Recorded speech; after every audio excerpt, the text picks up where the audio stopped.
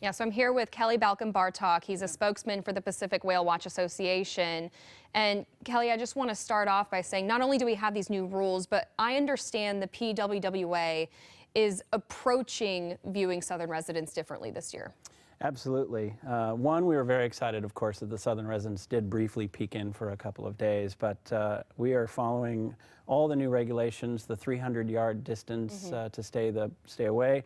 But in fact, this year on discussions from the executive team and down through the ranks, we are asking all of our members to find other options. The humpback whales, the thriving transients that are out here every day since basically about March.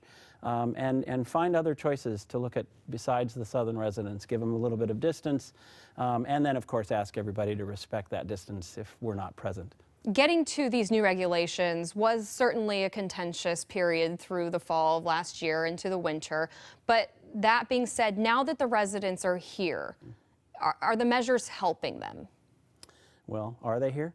I think that a lot of these measures right now are well-intentioned, and I think we're going to do everything we can as an association and our professional members to maintain those distances, respect that, the needs for the whales.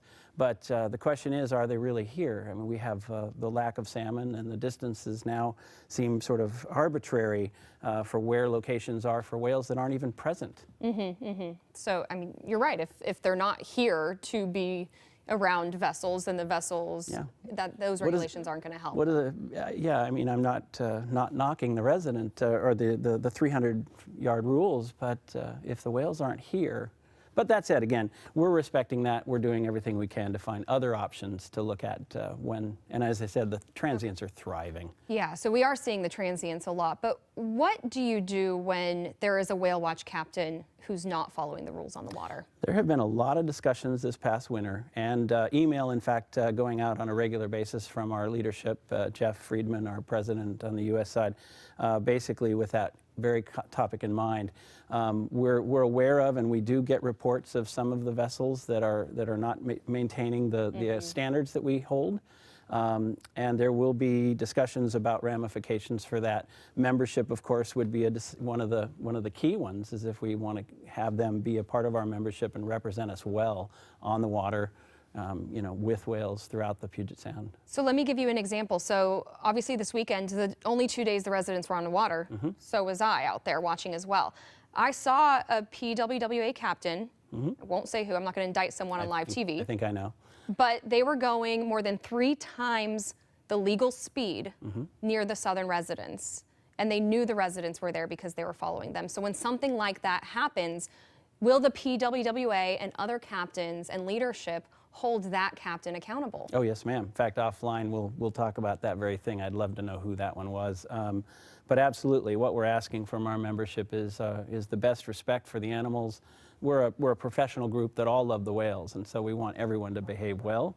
And so anything like that, we want to know about that information. And we'd like to work with WDFW and enforcement to actually have a better relationship on that very topic so that we can assist on the water with that kind of thing. We can be there as sentinels. We look for our best behavior, and we expect that of our membership. Really quickly, we do know that there are far more incidents with recreational boaters. Yes, ma'am. The whale watch captains, even if they don't always follow the rules, which most of them do, yes, but they at least know the rules. What, very briefly, in 20 seconds, what do recreational boaters need to be watching out for so they know that whales are in the area? Well, first of all, if they see whale watch boats, slow down. If they're within a half a mile of whales and they see them, slow down to under 7 knots.